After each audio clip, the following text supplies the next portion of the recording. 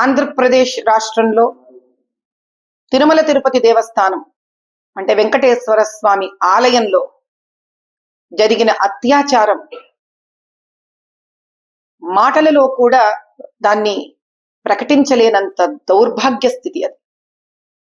సాక్షాత్తు శ్రీవారికి అందజేస్తున్న కలియుగ దైవమైన వెంకటేశ్వర స్వామికి అందజేస్తున్న మహాప్రసాదం జంతువుల మాంసంలో నుంచి వెలువడిన కొవ్వు పదార్థంతో చేయడం అంటే ఈ జన్మకు ఇంతకన్నా పాపాన్ని అంటగట్టుకోవడానికి ఇంకా వేరే ఒక మార్గమే లేని పరిస్థితి.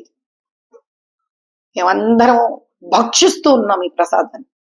ఎందుకంటే ఇంకా అన్ని జంతువుల తిండి తిన్నాక మనుషుల్లాగా తింటున్నామని లేకపోతున్నాను. నేను భక్షించే పరిస్థితికి వచ్చారు అందరూ కలిసి, తెలియకుండా అమాయకత్వంతో. అది శ్రీవారి ప్రసాదమని ఇన్ని వేల మంది కోట్ల మంది హైందవుల ఒక నమ్మకాన్ని భక్తిని పెట్టుకొని మోసం చేయదలుచుకున్న ఆ దుర్మార్గులు ఎవరో గాని పరమేశ్వరుడు వాళ్ళకి పుట్టగతులు ఇవ్వడు. వాళ్ళు ఎవరో తేలాల్సిందే. ఇది ఒక ఆట అయిపోయింది, పరిపాట అయిపోయింది.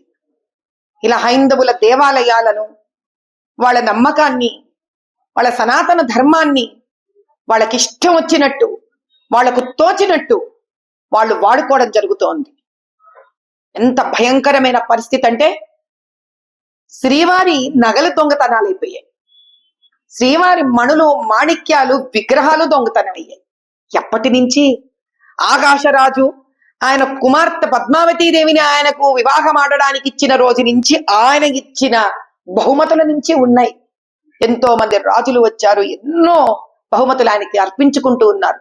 అసలు ఆ లెక్క ఎవరికి తెలియదు, ఎన్నున్నాయో తెలియదు. ఈరోజు దేవాలయంలో ఉండిలో నుంచి డబ్బులు ఎగిరిపోతూ ఉంటాయి. ఏమిటి అన్యాయం? 7 కొండలని జప్తు చేసుకోవాలని చూస్తుంటారు. ఎవడబ్బ సొమ్మిది? కలియుగ దైవం ఆయన. కానీ ఈసారి జరిగినది మాత్రం చాలా అన్యాయము, అత్యాచారము. డబ్బు తింటే వీళ్ళు డబ్బు తినే రాక్షసులు అనుకోవచ్చు, కానీ దుర్మార్గంగా స్వామివారికి జంతు మాంసానికి ఇచ్చిన కొవ్వు పదార్థాలు పెట్టి వేల కోట్ల మంది నమ్మకంగా తింటున్న ప్రసాదాన్ని మా వరకు అందేటట్టు చేశారు వీళ్ళు. ఈ శాపం ఊరికే పోదు. వీళ్ళెవ్వరికి ఎవరు చేశారో ఈ శాపం ఊరికే పోదు. కాబట్టి ఇప్పటికైనా మేము ప్రభుత్వాన్ని కోరుకునేది ఒకటే, కేంద్ర ప్రభుత్వాన్ని, అయ్యా ప్రధానమంత్రి గారు, అయ్యా గృహమంత్రి గారు, దీన్ని దయచేసి మీరు ముందు పడండి. దీనికి సిబిఐ ఎంక్వైరీని పెట్టించండి.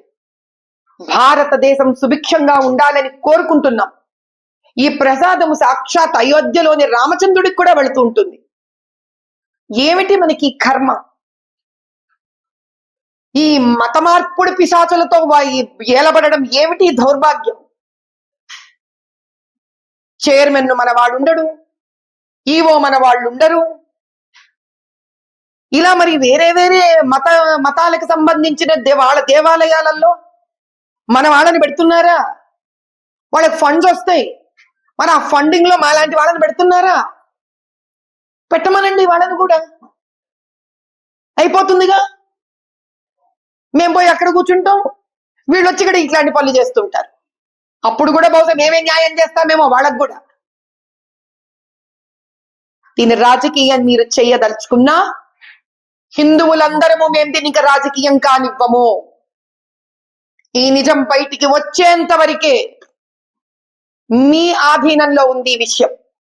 ఈ నిజం బయటికి వచ్చింది, పటాపంచలయ్యింది. మాలోని ప్రతి హైందవుడి మనసులో ఉన్న వెంకటేశ్వర స్వామి జాగృతమైనాడు. ఇప్పుడు వేల కోట్లు, 120 కోట్ల హైందవులలో నుంచే కాదు, ప్రపంచ వ్యాప్తంగా ఉన్న ప్రతి హైందవుడి మనసులో ఉన్న వెంకటేశ్వర స్వామి జాగృతమయ్యాడు. హైందవ యుద్ధం మొదలయ్యింది. చూస్తాం ఏ విధంగా దీనికి న్యాయం జరగకుండా ఉంటుందో మేము చూస్తాం. ఇది చేసిన ప్రతి దుర్మార్గుడు బయటికి వచ్చేంత వరకు మేము ఊరుకోము. అహర్నిశలు పోరాడుతూనే ఉంటాం దీని గురించి. నేను ఖచ్చితంగా పోరాడుతాను.